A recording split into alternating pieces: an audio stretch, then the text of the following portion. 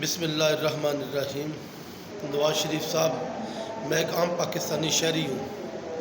میں آپ کا ووٹر ہوں جس نے 3 مرتبہ آپ کو وزیر اعظم منتخب کیا۔ جب آپ کے ساتھ غداری جیسے لفظوں کو جوڑا جاتا ہے تو میرا دل خون کے آنسو روتا ہے کہ میں نے ایک شخص کو 3 مرتبہ وزیر اعظم بننے کے لیے ووٹ دیا، اس کو منتخب کیا، اس پر غداری کا لیبل لگایا جا رہا ہے۔ مجھے بڑی پریشانی اور کوفت اٹھانی پڑتی ہے، مگر نواز شریف صاحب، میں ایک پاکستانی ہونے کے ناطے، آپ کا ووٹر ہونے کے ناطے آپ سے چند سوال کرنا چاہتا ہوں۔ اس کا مجھے جواب چاہیے۔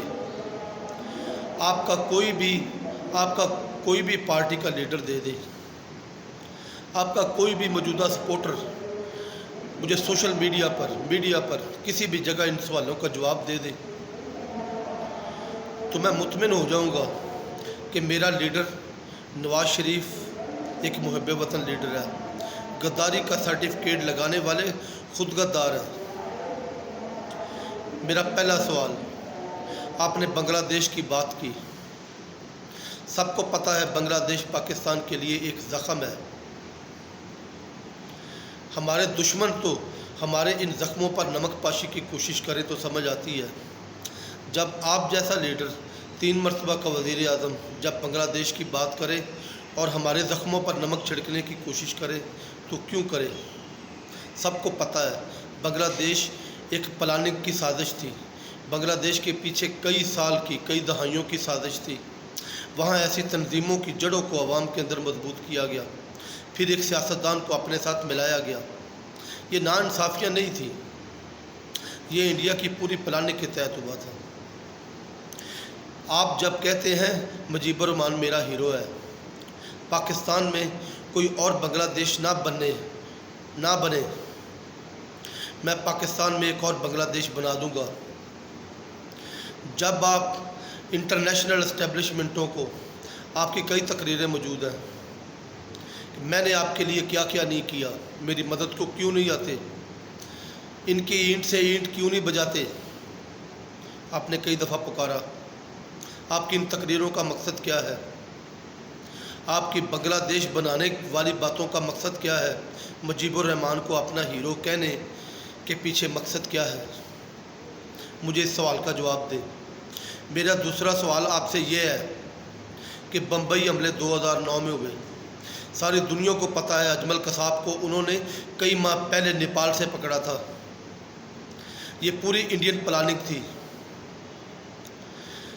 جیسے 9/11 امریکہ میں ہوئے، ویسے ہی بمبئی حملے انڈیا میں کروائے گئے۔ ساری دنیا کو پتہ ہے 8-9 سال تک انڈیا ڈنڈورا پیٹتا رہا۔ اس میں کوئی صداقت نہیں تھی کہ پاکستان کی اسٹیٹ کا اس میں کوئی کردار نہیں تھا، لیکن آپ نے ایک ایسی بات کو جو تھی ہی جھوٹ، آپ نے ہمارے دشمن کے ایجنڈے کو، ہمارے دشمن کے نیریٹو کو دنیا کے سامنے کھڑے ہو کر آپ نے کیوں سچ ثابت کرنے کی کوشش کی؟ آپ نے کیوں کہا کہ ہم نے کیوں انڈیا میں دہشت گرد بھجوائے، ہم نے کیوں معصوم جانوں کو، ہم نے معصوم جانیں ہم نے کیوں لیں؟ آپ کے اس سٹیٹمنٹ کا مطلب کیا تھا؟ کیا آپ انڈیا کے نیریٹو کو مضبوط کر کے پاکستان کو دنیا میں بلیک لسٹ کروانے جا رہے تھے؟ کیا آپ پاکستان کی فوج کو، پاکستان کی اسٹیٹ کو دنیا میں دہشت گرد قرار دلوا کر بلیک لسٹ کروانے کی کوشش میں تھے؟ آپ کے اس سٹیٹمنٹ کا مقصد کیا تھا؟ مجھے وضاحت چاہیے۔ تیسرے نمبر پر نواز شریف صاحب، میں پوچھتا ہوں، عرب ملک جو شروع سے لے کر پاکستان کے ساتھ تھے، جب سے پاکستان بنا ہے پاکستان کے ساتھ کندھے سے کندھا جوڑ کر کھڑے رہے۔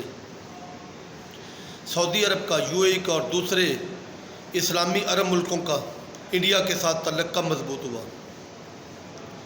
سب کو پتہ ہے، ہسٹری اٹھا کر دیکھ لیں، 2013 سے لے کر 2018 تک مضبوط ہوا۔ اربوں خربوں ڈالر کی ان کے درمیان انویسٹمنٹیں ہوئیں۔ میں پوچھتا ہوں نواز شریف صاحب، آپ نے 5 سال تک اس ملک کا وزیر خارجہ کیوں نہیں لگایا؟ آپ نے کیا خود آپ نے ہمارے اسلامی ملکوں کو انڈیا کی جھولی میں ڈالا؟ کیا آپ خود اس پلاننگ کا حصہ ہو؟ کیا یہ ساری پلاننگ 370 کے لیے تھی؟ کیونکہ میں اور ہر عقل مند آدمی یہ جانتا ہے کسی بھی ملک کے کسی فعل کا دار و مدار اس کی چند ماہ یا 6 ماہ یا سال کی پلاننگ پر نہیں ہوتا، اس کے پیچھے کئی سالوں کی پلاننگ ہوتی ہے۔ اگر 2013 میں 2014 میں اگر 370 لگایا جاتا تو تمام اسلامی ملک پاکستان کے ساتھ کھڑے ہوتے، مگر نہیں۔ یہ پچھلے 5 سال کی محنت کے بعد جب تمام اسلامی ملکوں نے، عرب ملکوں نے اپنے فیوچرز کو انڈیا کے ساتھ جوڑ لیا، اس وقت 370 لگایا گیا۔ کیا آپ 370 کی سازش میں آپ شامل ہیں؟ کیا کشمیر کا سودا کرنے میں آپ شامل ہیں؟ نہیں ہے تو مجھے جواب دیں، آپ نے 5 سال تک وزیر خارجہ کیوں نہیں لگایا؟ خارجہ محاذ پر انڈیا کو فری ہینڈ کیوں دیا؟ میرا چوتھا سوال آپ سے، پاکستان اپنی گردن تک قرضوں میں جکڑا ہوا ہے، 2900 ارب روپے سالانہ سود ہمیں دینا پڑتا ہے۔ ایسے ملک کے محب وطن وزیر اعظم نے ایسے معاہدے کس طرح کیے کہ ایک ونڈ پاور پلانٹ جو $13 کروڑ کا آپ نے لگایا،